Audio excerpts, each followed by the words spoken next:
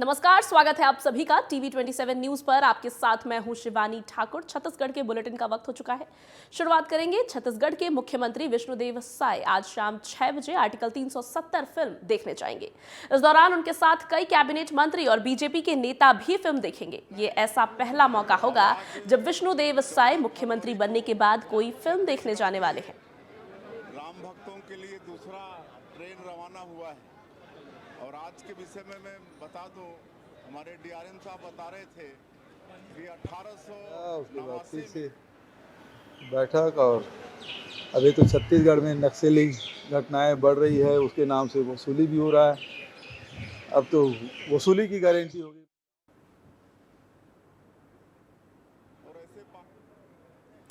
आपको बता दें कि ये पहला मौका है जब छत्तीसगढ़ के मुख्यमंत्री बनने के बाद विष्णुदेव साय फिल्म देखने जाएंगे और विष्णुदेव साय के साथ साथ बीजेपी के कई अन्य मंत्री और नेतागण भी इस दौरान मौजूद रहेंगे। आर्टिकल 370 पर बनी फिल्म देखने पहुंच रहे हैं मुख्यमंत्री और मुख्यमंत्री के साथ कई अन्य बीजेपी के नेता भी शामिल रहेंगे।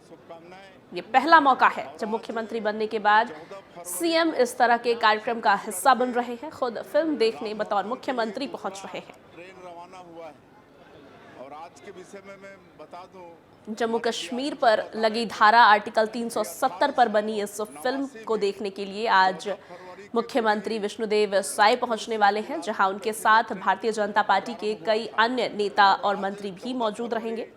ये पहला मौका है जब बतौर मुख्यमंत्री विष्णुदेव साय फिल्म देखने के लिए जा रहे हैं। आपको बता दें कि आर्टिकल 370 वही विवादित आर्टिकल है जिस पर जम्मू कश्मीर पर बड़ा विवाद हुआ था। मोदी सरकार ने इस आर्टिकल को हटाने का निर्णय लिया था, जिसके बाद कल प्रधानमंत्री नरेंद्र मोदी पहली बार जम्मू कश्मीर के दौरे पर रहे और आज छत्तीसगढ़ के मुख्यमंत्री विष्णुदेव साय आर्टिकल 370 पर बनी फिल्म देखने पहुंच रहे हैं। मुख्यमंत्री बनने के बाद ये पहली बार है जब बतौर मुख्यमंत्री वो फिल्म देखने पहुंच रहे हैं, जिस दौरान उनके साथ भारतीय जनता पार्टी के कई अन्य नेतागण भी मौजूद रहेंगे। राम भक्तों के लिए दूसरा ट्रेन रवाना हुआ है और आज के विषय में मैं बता दूं, हमारे डीआरएम साहब बता रहे थे कि 1889 में 14 फरवरी के दिन ही। और ज्यादा जानकारी के साथ हमारे साथ फोन लाइन पर हिमांशु पटेल जुड़ गए हैं। हिमांशु, मुख्यमंत्री का ये कार्यक्रम मुख्यमंत्री बनने के बाद ये पहली बार है जब सीएम विष्णुदेव साय आज फिल्म देखने जा रहे हैं। कई अन्य लोगों की मौजूद होने की भी खबर है। कार्यक्रम की रूपरेखा किस तरह से होगी? देखिए, बताना चाहिए कि जिस तरह से मुख्यमंत्री विष्णुदेव साय आज 6 बजे जो है कुछ ही देर में वो जो है रायपुर के एक नेटो मॉल पर फिल्म देखने जा रहे हैं। धारा 370 जम्मू कश्मीर से हटाए जाने के बाद उस पर पूरी फिल्म जो है बनाई गई थी, उस पर आधारित, और किस तरह से जम्मू कश्मीर की पूरी गाथा रही है और धारा 370 हटाए जाने के बाद क्या कुछ स्थिति अभी वर्तमान में वहां पर है, इस पर आधारित एक फिल्म है वो इसको लेकर बनाई गई है। और कहीं ना कहीं इसको लेकर आज मुख्यमंत्री विष्णुदेव साय देखने जा रहे हैं। उसके बाद जो है मीडिया से चर्चा करेंगे कि क्या कुछ पूरी फिल्म में आकलन किया गया है, कितना जो है किस रूप में फिल्म में दर्शाया गया है और क्या संदेश देने का प्रयास है वो इस फिल्म के माध्यम से किया जा रहा है। और विष्णुदेव साय के साथ साथ और भी कई नेतागण और मंत्री वहां पर मौजूद होंगे और खुद मुख्यमंत्री अगर फिल्म देखने पहुंच रहे हैं तो सिनेमा हॉल में निश्चित ही प्रशासन और पुलिस बल भी मौजूद होगा। किस तरह से सुरक्षा व्यवस्था के पुख्ता इंतजाम किए गए हैं और किन किन लोगों के और शामिल होने की अनुमान लगाई जा रही है?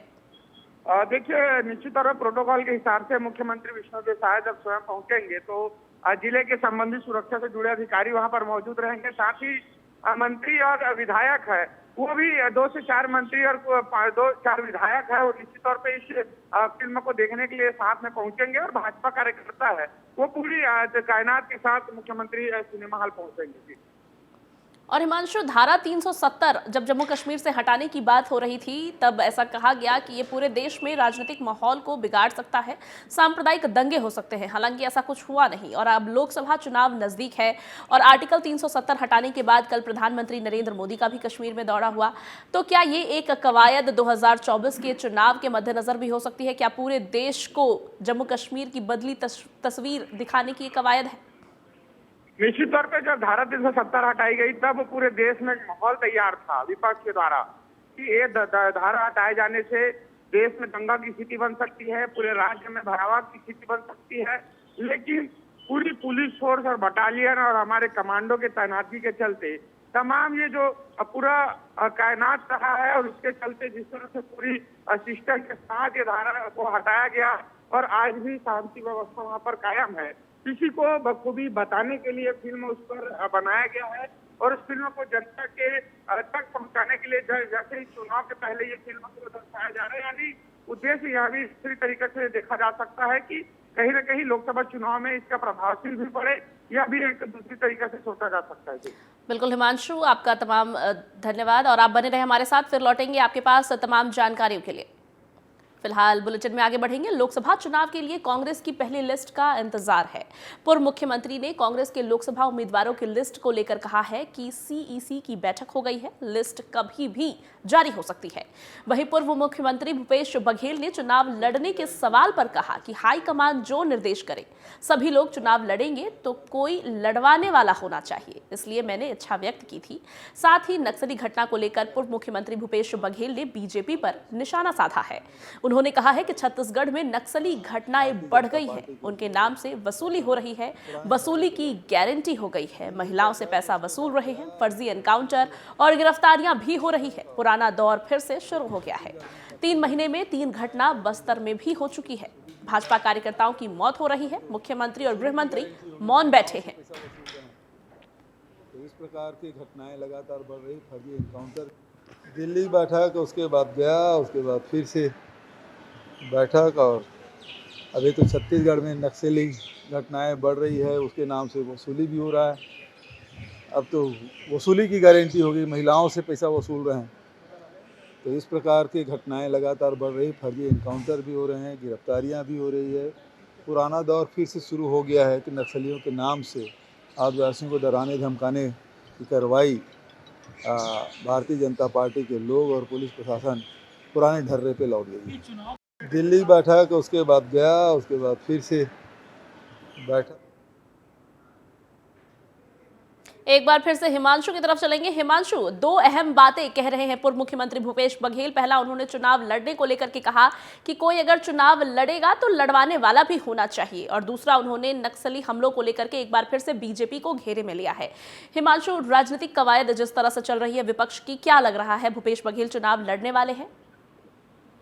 देखिए, बता दें जिस तरह से लगातार सीईसी की बैठक को लेकर जो है कवायद यही था कि बैठक पूर्ण होगी और लिस्ट जारी होगी, लेकिन अभी तक जो सूची है कांग्रेस का वो नहीं जारी हो पाई है। लगातार जो है अटकलें, और यहाँ पर कांग्रेस कार्यकर्ता भी इंतजार कर रहे हैं कि आखिर सूची कब जारी होगी। भारतीय जनता पार्टी ने सूची जारी कर, एक ही बार में सूची जारी कर अपने प्रत्याशियों का नाम का ऐलान कर दिया है।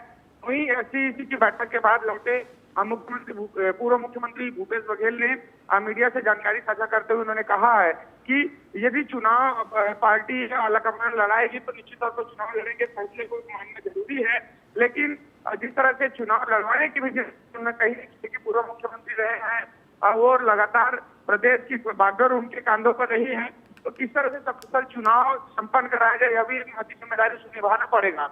जिस तरह से नाम जो है राजनांदगांव के भूपेश बघेल का यहाँ पर आगे चल रहा है, और कवायद यह भी लगाई जा रही थी कि रायपुर लोकसभा सीट से भी उसको चुनाव लड़ाया जा सकता है, लेकिन जिस तरह से दीपक भाई, ज्योत्सना महन, शिव डारिया का नाम अभी लगभग तय माना जा रहा है और अन्य नामों पर अभी मुहर नहीं लग पाई है, तो कुल मिलाकर अभी जो अटकलें है बैठक भूपेश बघेल ने तो साफ कहा दिया है कि नामों पर मुहर लग चुकी है, बस सूची आलाकमान जारी करेगा, अब तक 300 का नामों की घोषणा हो जाएगी। देखने वाली बात होगी कि सूची कब जारी होती है। बिल्कुल, तो उम्मीदवारों की सूची अभी जारी नहीं हुई है और भूपेश बघेल ने साफ तौर पर सारा फैसला हाईकमान के हवाले सौंप दिया। उन्होंने कहा है कि जो भी पार्टी हाईकमान दिशा निर्धारित करेगा वैसा वो करेंगे। लेकिन हिमांशु, एक बहुत बड़ा आरोप भी लगाते हुए वो नजर आए हैं। बीजेपी सरकार को उन्होंने नक्सली हमलों को लेकर के घेरा है, फर्जी गिरफ्तारियों की बात कही है, महिलाओं से वसूली की बात कही है। तो क्या छत्तीसगढ़ में हालात सच में बिगड़ रहे हैं?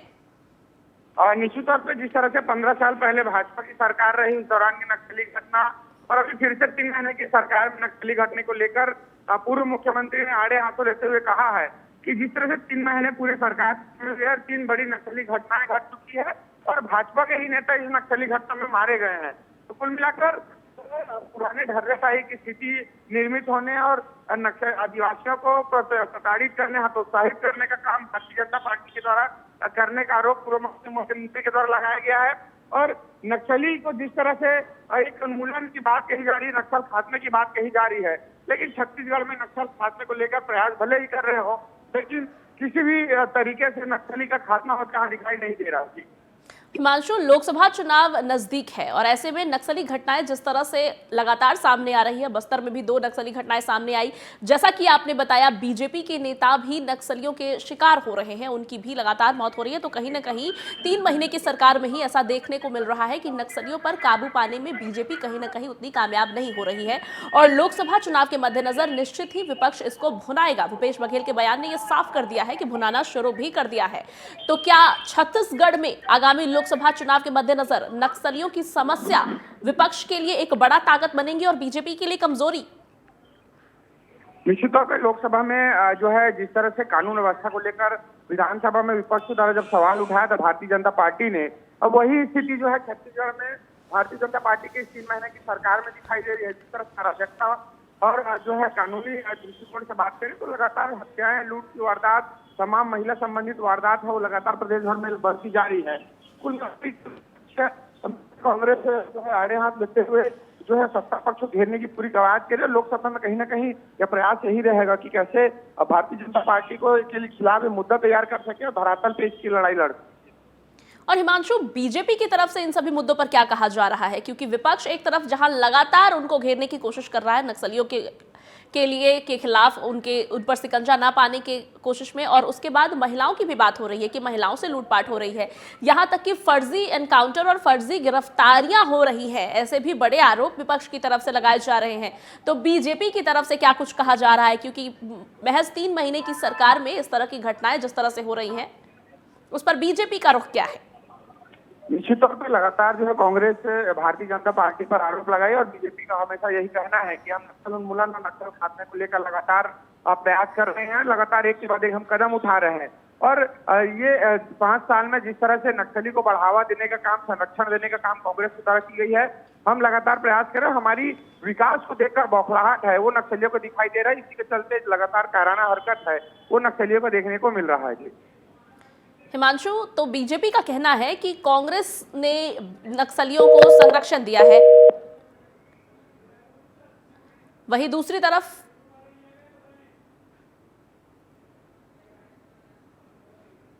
हिमांशु से हमारा संपर्क टूट गया है। फिलहाल बुलेटिन में आगे बढ़ेंगे। लोकसभा चुनाव से पहले बीजेपी ने अलग अलग वर्गों को साधने की कोशिश करनी शुरू कर दी है। इसी कड़ी में बीजेपी ने राजधानी रायपुर में कल भव्य किसान महासम्मेलन कार्यक्रम का आयोजन किया है। कार्यक्रम में रक्षा मंत्री राजनाथ सिंह और किसान मोर्चा के राष्ट्रीय अध्यक्ष भी शामिल होंगे। कार्यक्रम का आयोजन जिले के साइंस कॉलेज मैदान में किया जाने वाला है। छत्तीसगढ़ के डिप्टी सीएम एवं लोरमी विधानसभा के विधायक अरुण साव 1 दिवसीय प्रवास पर लोरमी पहुंचे। डिप्टी सीएम यहां अलग अलग कार्यक्रमों में शामिल हुए। अरुण साव छत्तीसगढ़ लघु वेतन शासकीय चतुर्थ वर्ग कर्मचारी संघ जिला शाखा मुंगेली के सम्मान समारोह का हिस्सा बने, जहां उन्होंने अलग अलग विभागीय कर्मचारियों की समस्याओं को शीघ्र हल करने का आश्वासन दिया। लगातार विकास के बड़े बड़े काम स्वीकृत हो रहे हैं, गांव में विकास के काम स्वीकृत हो रहे हैं। निश्चित रूप से लोरमी क्षेत्र तेज गति से विकास की ओर बढ़ रहा है। महतारी योजना बंधन कब तक चालू हो जाएगा? महतारी वंदन योजना का शुभारंभ 10 तारीख को दोपहर 2 बजे देश के प्रधानमंत्री माननीय नरेंद्र मोदी जी के हाथों स्वीकृत होगा और सभी विकास खंडों में सार्वजनिक कार्यक्रम करके ये राशि जारी होगी। प्रदेश के 70 लाख बहनों को महतारी वंदन योजना के तहत 1000 रुपया प्रति महीने राशि मिलेगी और निश्चित रूप से इसे माताओं बहनों के सशक्तिकरण और स्वावलंबन का काम होगा। आज पूरा विश्व महिला दिवस को मना रहा है। वो किसी भी मामले में आज पुरुषों से पीछे नहीं है। कला से लेकर खेल, बिजनेस, साइंस से लेकर टेक्नोलॉजी, हर क्षेत्र में महिलाओं ने झंडे गाड़े हैं। इसके साथ ही समाज की प्रगति में जितना बड़ा योगदान पुरुषों का है, उतना ही अब महिलाओं का भी है। आज उनके इसी योगदान और साहस को महत्व और सम्मान देने के लिए हर साल 8 मार्च को पूरी दुनिया में महिला दिवस मनाया जा रहा है। देखिए बेमेतरा से ये खास रिपोर्ट। महिला बाल विकास अधिकारी मनोरमा साहू जी, आइए हम उनसे जानते हैं कि ये महिलाओं के बीच में रह के काम करती है और ऐसा कहा जाता है कि पुरुष प्रधान देश है हमारा जो भारत देश है, उसमें महिलाओं को काम करने के लिए किस तरह की कठिनाइयों का सामना करना पड़ता है। जी मैम, मैं महिला बाल विकास से हूँ, तो मैं महिलाओं के बीच में ही काम करती हूँ और मेरा काम भी महिलाओं के लिए ही है, महिलाओं और बच्चों के लिए।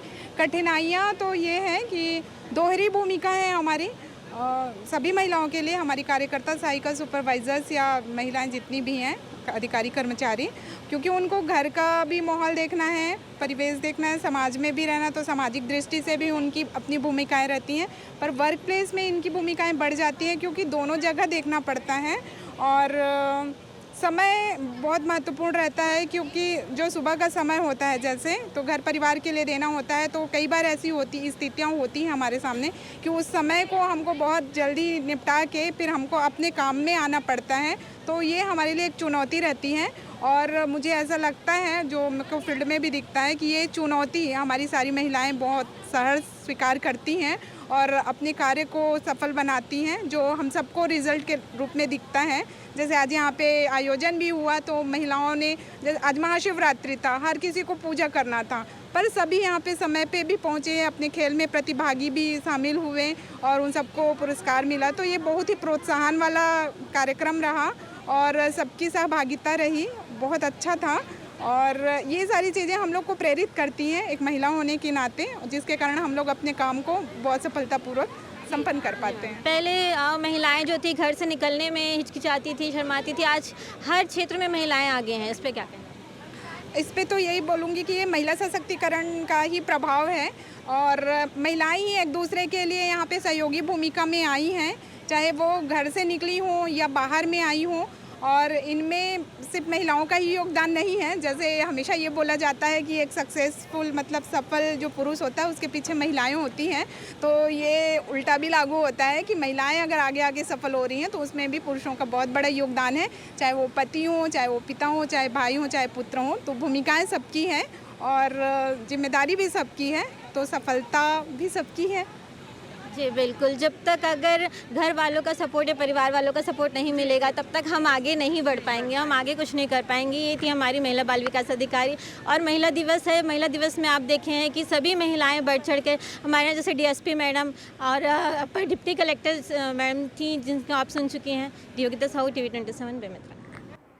मुंगेली जिले के खिलाड़ियों को प्रोत्साहित करने और उनकी प्रतिभा निखारने के लिए जिला मुख्यालय स्थित डॉक्टर श्यामा प्रसाद मुखर्जी स्टेडियम में विभिन्न खेल मैदानों और परीक्षण केंद्र का शुभारंभ किया गया। विधायक पुन्नू लाल मोहले ने मुखर्जी स्टेडियम में स्केटिंग, लॉन टेनिस, वॉलीबॉल मैदान और ताइक्वांडो प्रशिक्षण केंद्र का लोकार्पण किया। इसके बाद उन्होंने कलेक्टर राहुल देव के साथ खिलाड़ियों से मुलाकात की और उनके परिचय प्राप्त करते हुए ताइक्वांडो और स्केटिंग खेल का प्रदर्शन का अवलोकन किया। इस दौरान विधायक और कलेक्टर अपने आप को खेलने से रोक नहीं सके और उन्होंने टेनिस और रस्साकस्सी खेल में हाथ आजमाकर खिलाड़ियों का उत्साहवर्धन किया।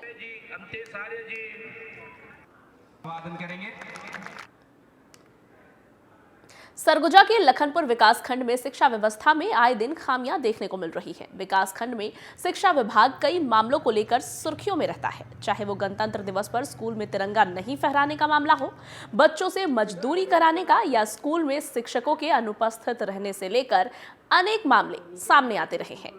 घाटौन प्राथमिकता स्कूल में छत्तीसगढ़ के पूर्व 2 मुख्यमंत्री की तस्वीर दीवार पर और देश के यशस्वी प्रधानमंत्री की तस्वीर फर्श पर पड़ी नजर आई। पढ़ाई का आलम यह है कि आज भी स्कूली बच्चे रमन सिंह और भूपेश बघेल को प्रदेश का मुख्यमंत्री समझते हैं, जबकि वर्तमान में छत्तीसगढ़ के मुख्यमंत्री विष्णुदेव साय हैं। मीडिया से आप लोग के द्वारा पता चला है, तो उसको मैं दिखवाता हूँ और जो अव्यवस्था है उसको दुरुस्त करता हूँ।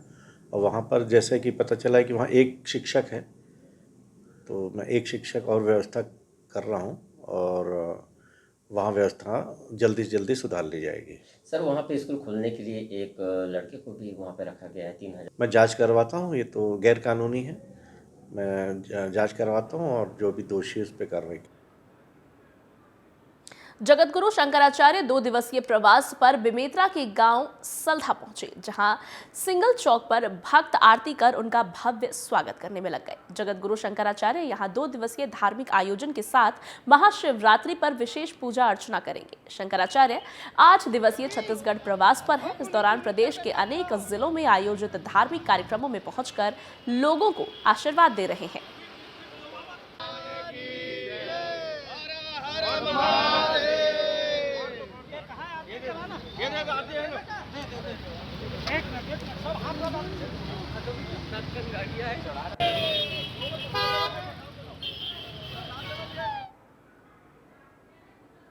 आज पूरे देश में महाशिवरात्रि की धूम है, जहां श्रद्धालु उपवास रखकर बाबा भोलेनाथ की पूजा अर्चना कर रहे हैं।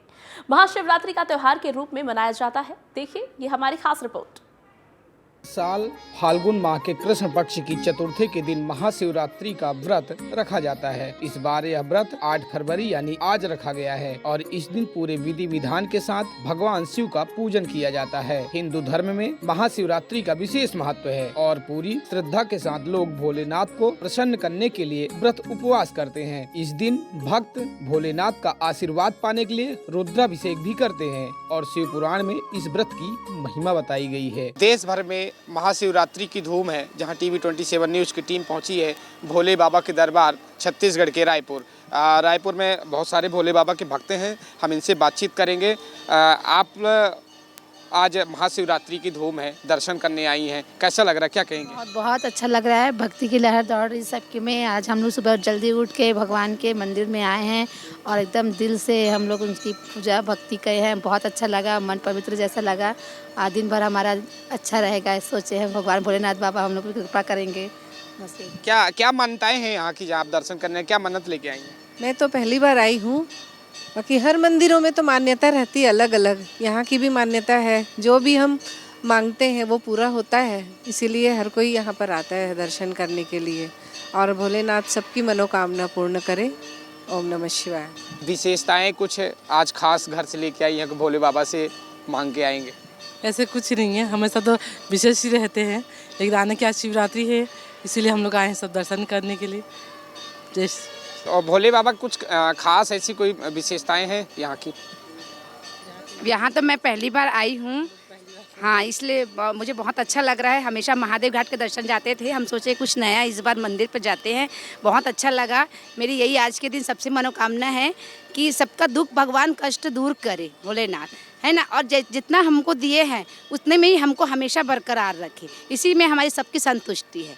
बोलो भोलेनाथ की जय। भोले बाबा के दर्शन कर कैसा लगा आपको? बहुत अच्छा लगा, मन को बहुत शांति मिली है और मैं शिव जी को बहुत मानती हूँ।